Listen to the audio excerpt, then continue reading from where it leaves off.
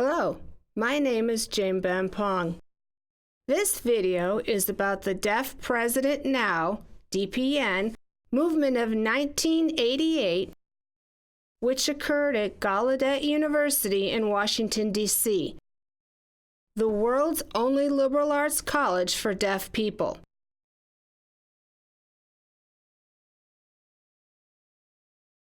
DPN had an impact on both deaf and hearing people.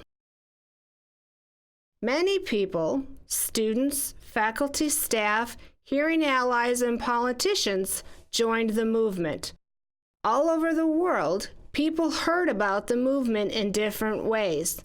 Some others read about DPN in the newspapers and watched on television at the state, national, and international levels. It became known as the Deaf Civil Rights Movement for the first time in the history of America.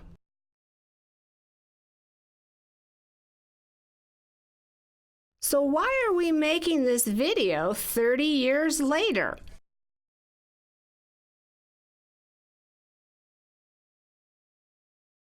It's entitled Undocumented Voices of Deaf Women Leaders, a Historical Analysis. Very little has been documented about deaf women who were involved in DPN. Who are these women? Where are they?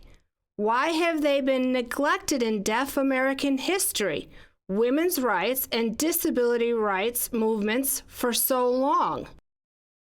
This groundbreaking video takes a critical look, interviewing deaf women leaders about their experiences in DPN, as well as their perspectives about gender, gendered roles, sexism, and feminism in our society.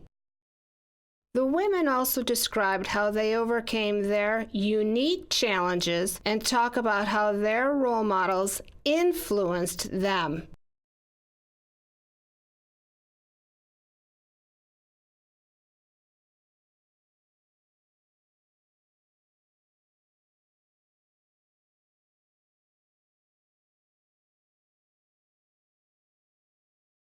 My journey up to today, I've lived through a couple of decades already, and my experience altogether really put me in my current place. I was born and raised in New York City in a third-generation deaf family. So my upbringing was, of course, different because the time was different. My parents were not thrilled that I was born deaf, and they cried. New York was very oral-oriented when it comes to deaf people. It was important to be able to hear and speak. It was unexpected for my parents to have a deaf child. My second sister is also deaf. Growing up in New York City made me who I am today.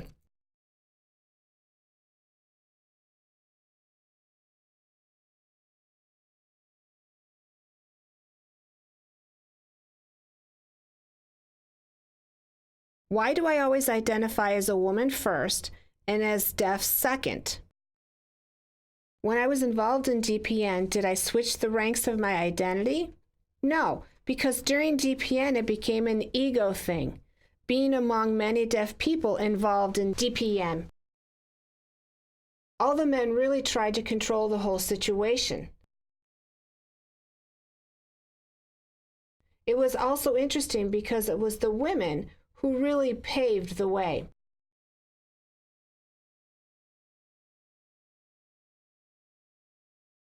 For example, during DPN, several prominent deaf leaders were males and females. Yet if you look at history, most of the recognition went to the men. During DPN, I was a woman because that's me. Did I feel like I was in competition with the men? Not so much during DPN because I was needed. They depended on a lot on me for media.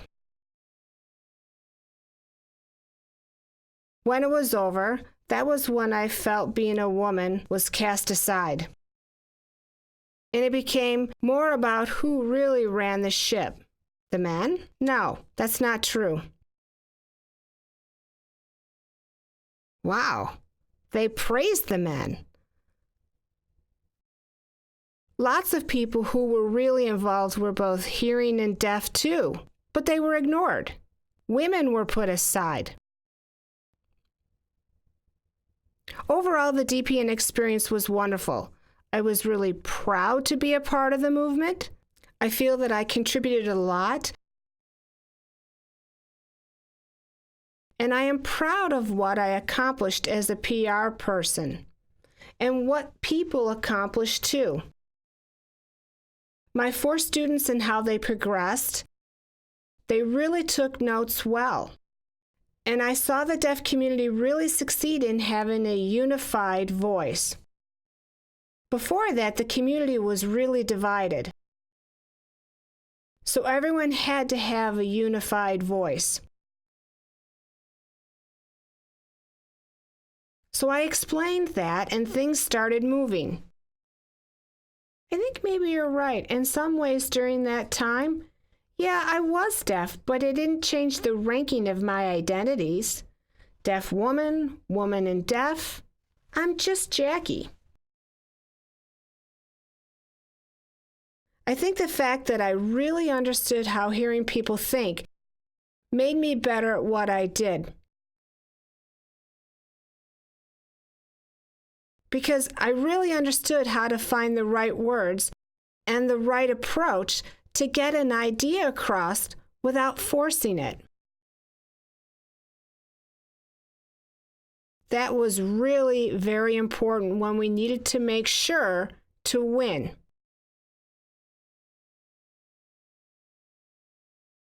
I had been involved in acting, continuing my education, involved with Gallaudet's regional centers. This all led up to DPN. I applied for a job and got in as Gallaudet Regional Center Director. That started right before DPN in January of 1988. I worked under Roz Rosen, the Dean of Continuing Education at that time. My program was brand new. There were regional centers all over the U.S., but not within the Mid-Atlantic region. My program focused on establishing these new regional centers with a home office in the Gallaudet campus under the Department of Continuing Education. It was a very exciting time. Many of us were looking forward to a new president. A Gallaudet president was outgoing, and a new president was incoming. It was soon learned that the candidate pool was reduced to 3. 3 deaf males and 1 female, Zinzer, who was hearing. It was exciting. After the interviews, there were 2 deaf males and 1 female who was hearing. The deaf community was outraged because they had 2 deaf candidates, but they chose the hearing woman instead. Some of the discussions were that since they chose her, Gallaudet students and faculty should be pleased. But wait a minute. Deaf identity was the top priority. Deaf president now. We didn't care if the chosen candidate was male. There were 2 strong candidates. Everyone was unhappy, and there was a clamor. They felt as if they were supposed to do something. We just couldn't accept their decision of the selected candidate. It wasn't official yet, but people started talking about it and wouldn't let it go. They were trying to figure out what to do. It was very confusing at the time, but everyone seemed to agree on one thing. It was not acceptable, period.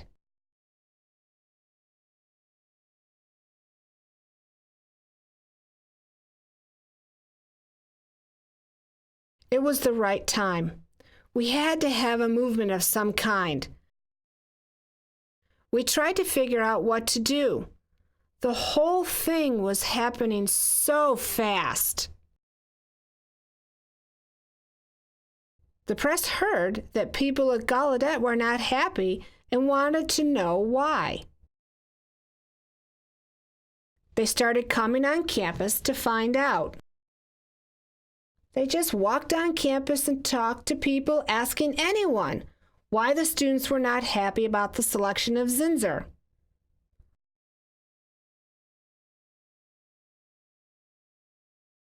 All the answers were different. There was no uniformity or a single voice. There were too many different ideas. It all became very conflicted. So people decided to mobilize, which was a smart move. Everyone met at Eli's Center. There was such a buzz at the time. Everyone was so excited.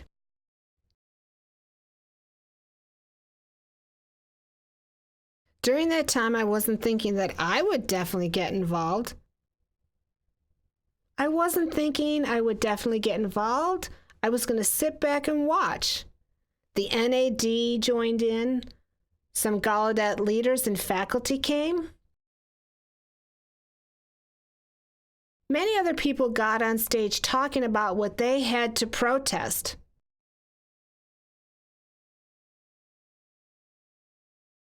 I was listening to what they were saying, and I thought, you can't win without a consensus as to what the message is. There had to be a common message. Sitting next to Jane Norman, I told her that this was wrong and that there was a need for agreement of what information was going to be shared and released to the press.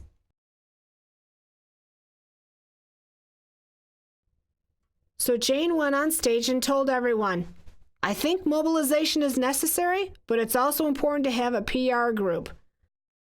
I recommend Jackie Roth. I was taken aback. She did that because she knew of my previous experiences and she knew I could handle this.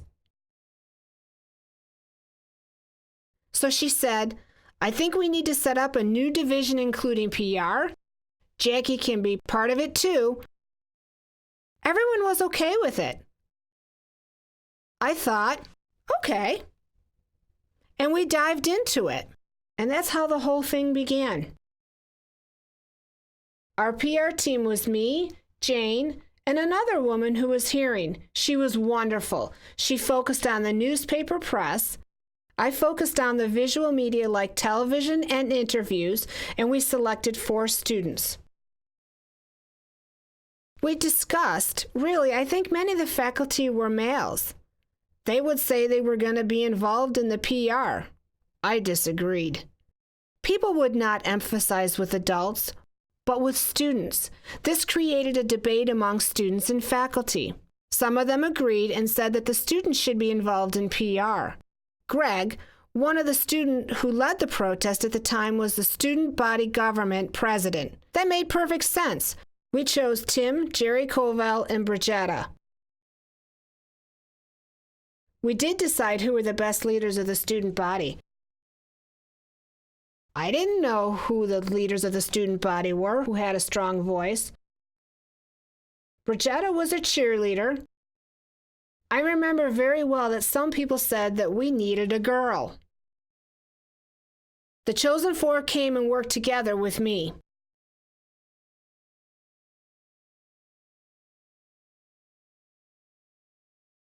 Rap sheets were mandatory and done every day. It was the only way for us to have one unified voice. I told Jane to represent PR in the council. So every morning, afternoon, and evening, if there were any changes in the message, they were to give it to me, and I would give my 4 spokespeople that information. Nancy, too. She would get information from the faculty and staff, but those 4 student leaders were mine. I got to know each of them during that 1 week. Each of them had a different personality. They had never been in the public eye.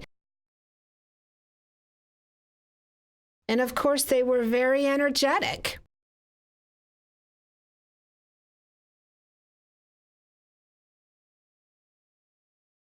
Jerry Colville was very dramatic and raw.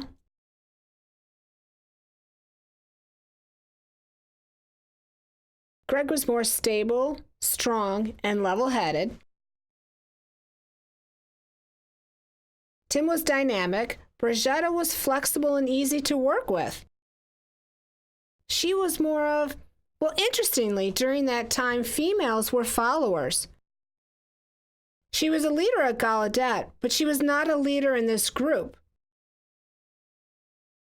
She had the least strongest voice in this group. I think it's because she was a woman. At that time, women in the deaf community were a minority within a minority. But the 4 students were close friends.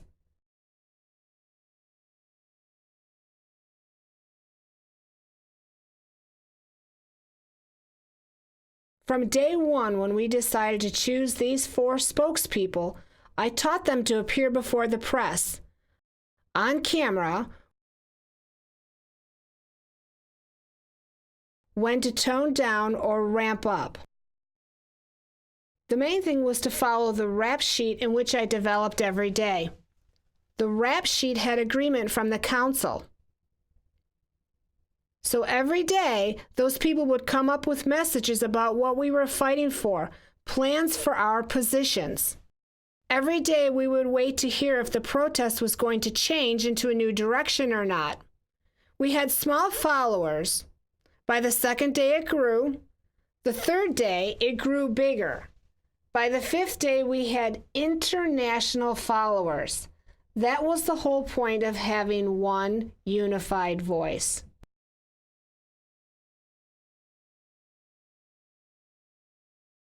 People who swayed from the uniformity disappeared. But everyone had the same mentality. We used the same people multiple times. NAD got involved across the country. Everyone was starting to mobilize outside of campus. Every day, something would happen. My job was to focus on the 4 students.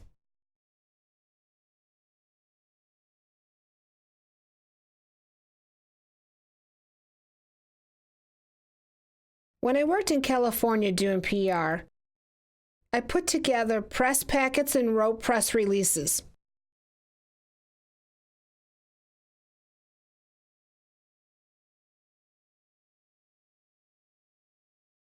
Even though I represented that office, I worked with many other studios and organizations that tried to accommodate people with disabilities in the movie industry, particularly television and film. It's a very narrow field. But here's the problem. Many of them didn't understand why one approach didn't work while another approach worked, and assumed that 2 deaf persons should have the same need. But deaf people have very different needs, and another deaf person is not. Some others need interpreters. Some of them still didn't understand that we are a very complex and diverse group within ourselves.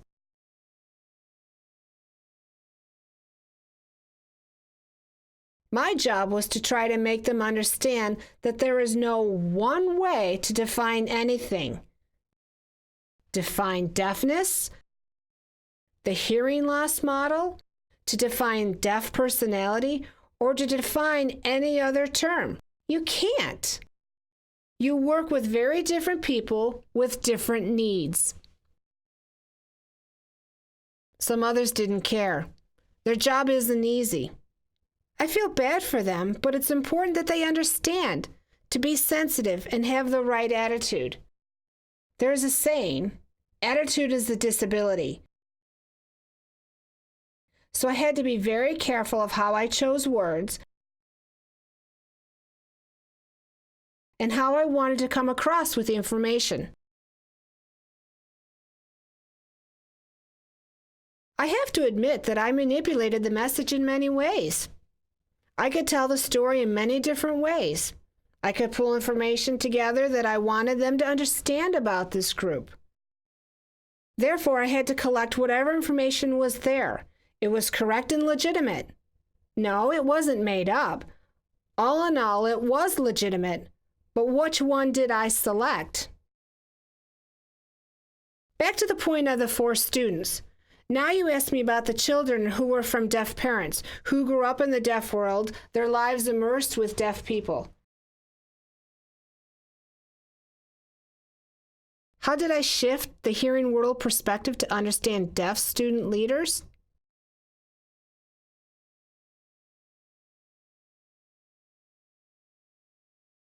We had rap sheets that the 4 had to follow. They were themselves.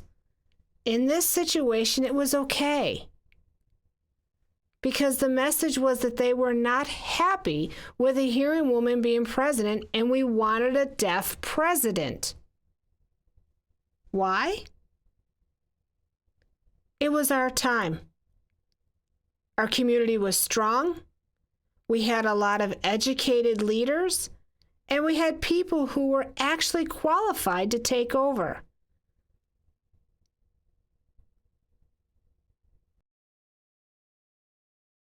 There was no reason not to give a deaf person a chance at this point in time. I thought that everyone, regardless of whether they were adults, students, faculty, staff, everyone had a common understanding. Even hearing people understood that. Like being oppressed and it being time for a black person to become president at Howard University. They went through the same thing. So women and all that, it was time for a woman to take over the presidency. It was time. The 80s, I think, was the beginning of that kind of change. Here's what I believe. I discussed with the council that I was not going to put words in their mouths. No. People knew that the 4 students were not even 21. They were kids. So when they made mistakes, it was okay as long as they didn't stray from the message and maintained consistency with the message. The message was the hook. How they said it in details didn't matter. The important thing was that they remembered how to respond to the questions. I coached them sometimes. I role-played with them sometimes. I made sure that they could respond swiftly, spontaneously to pose questions, but at the same time didn't abandon the goal. The goal was very important. 1, we wanted a deaf person to take over the office. That was the most important thing. Was Zinzer bad? I didn't believe in bad-mouthing her, no. That was not the message. She was a very qualified person with a strong background. A lovely woman, but she was not deaf. Sorry. She just happened to be in the wrong place at the wrong time. Maybe not in another life, but at that time, no. They shouldn't deprecate her for that. That was not the point. No deaf person would give up that seat for a hearing person again. We had 2 finalists. If we had 1, then I would understand. But 2? Hey, what's wrong here?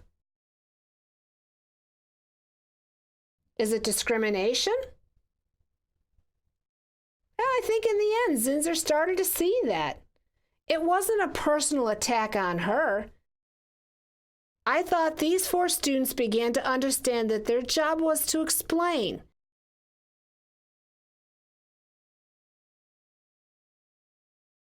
Show and reel the audience into their lives. That was the goal. Being deaf, young, eager and being role models that we needed to look up to.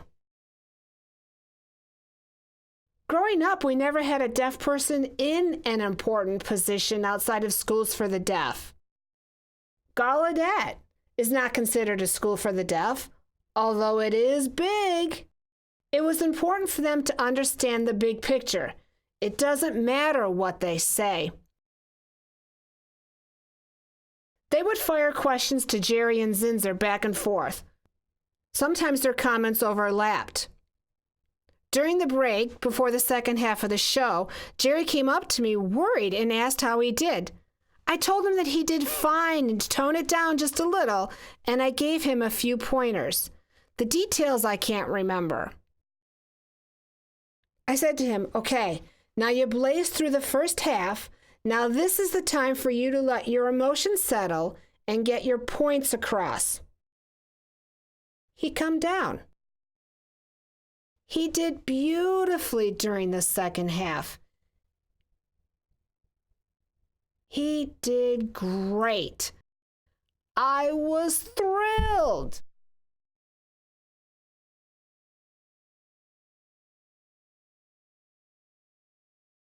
Don't ask me why. It was not mentioned because it was one of the best student experiences.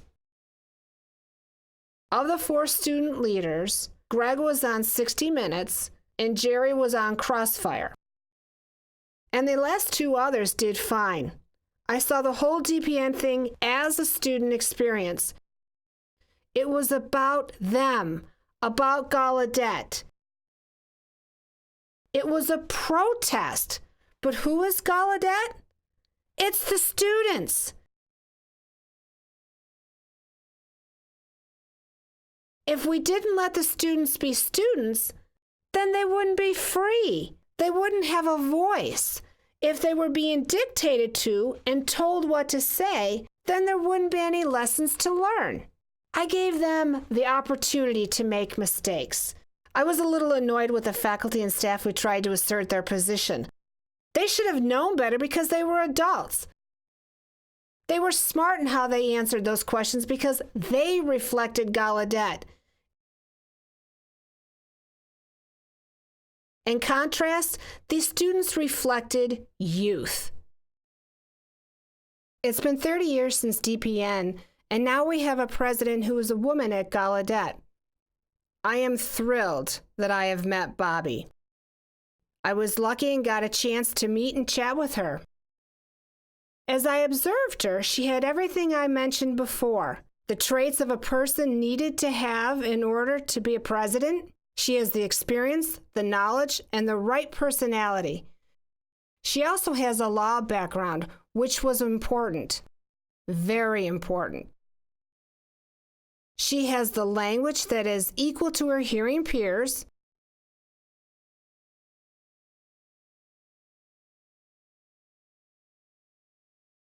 I think today we are finding more and more people who never rose to the top. But it's interesting to note that Bobby comes from a deaf family. There's something to be said about deaf families. I think since DPN, more and more deaf identities are stronger. I think deaf people are proud to be deaf, and they should be. Why not? It's about time. And I think deaf people today are starting to realize that the deaf community itself is very diverse. And if we don't include different deaf people, the community will become much smaller. We can't afford that. We need to support each other. Yet I think we have a long way to go. I don't think we've arrived yet. We're still very competitive in judging of one another. I am proud to be a deaf woman. In my job, I'm in real estate, selling real estate in Manhattan, and I'm with one of the largest firms, a white glove company, Realty. Every day I am reminded that I am deaf. Every day, I struggle with it. Every day, I have to tell myself when I get up in the morning, okay, I have to work twice as hard. I deal with it by overcompensating, but it is what I want. I'm saying that as a deaf person and a woman, yes, but in real estate, the majority are women anyway. I don't feel being a woman is an issue at all, but being deaf is. Oh, and being older as well. Being an older man doesn't seem to have the same problem. But interestingly, I talked with one of my colleagues in my office a few days ago. She's older too, same age as I am, and she said, "Darn, I lost a listing to a young guy." She grimaced. Ageism. And then she looked at me and said, "But you have a double sword to overcome. You are deaf too." Someone finally admitted it to me, you know? She said, "You're a damn good broker and you should be up there." And I should be, but I'm deaf.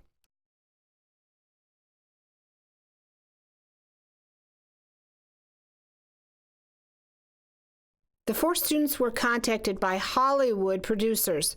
They wanted to make a movie. Yeah, so they contacted me because I was the contact person. I was thrilled because I worked in LA and media access and theater. But I also worked in media companies. I know how production is done, how to make movies. I told the 4 students, hey, the producers want to tell the story through the 4 of you. They don't want to talk about other people. They're interested in telling the story through your perspective. I said to them, if you agree, I'll work with you. Let me join as part of the agreement. I would become part of the production team. The students appeared to be interested and were very open to it. I scheduled all the Hollywood producers to fly in and interview with the 4 students. Yes, it was after DPN ended. I asked the producers to give me their proposals as to how they would tell the story. It's very important because it incorporates their vision and what angle to use. Understanding that, I would have a lot of influence in how the story was going to be written. It's typical, but we were a team. Me and the 4 students. Gallaudet was the umbrella for the whole thing.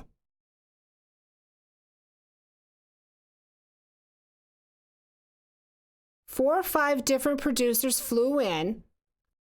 I got many proposals, but we condensed the list to 4 or 5 producers.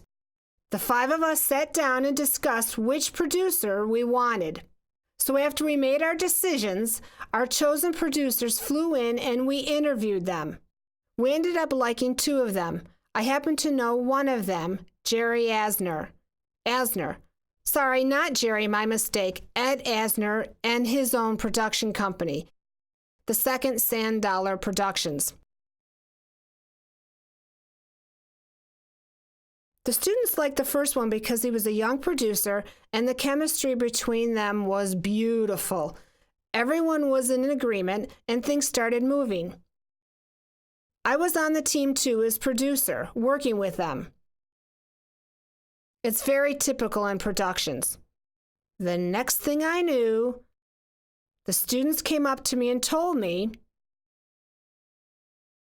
they didn't want me to be involved. They tried it on their own. It never happened. No movie. Oh well. Well, I guess you could say DPN was based on the Old Boys Network and deaf people who experienced deaf unity. They had a long history together in terms of deaf politics, leadership, advocacy, and even fraternities.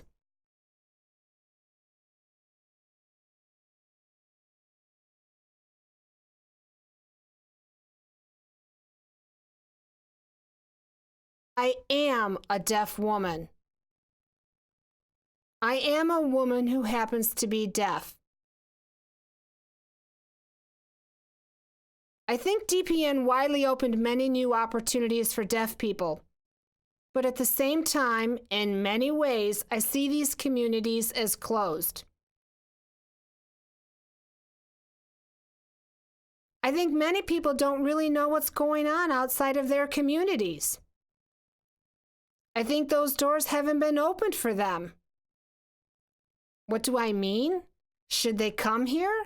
No. There are many stories that haven't been told, and those stories need to be told. I am telling the story, okay? I think I just wrapped it up.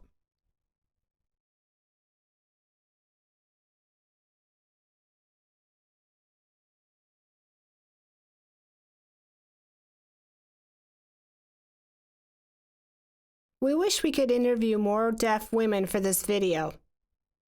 This is only the beginning. The purpose of this video is to strengthen identities and serve as a source of pride for deaf women through their stories.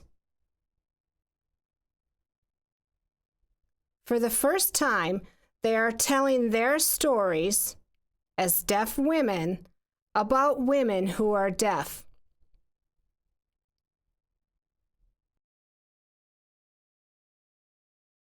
We hope that you will disseminate, discuss, and share these goals by exploring the intersections of gender, sexism, culture, and women's rights.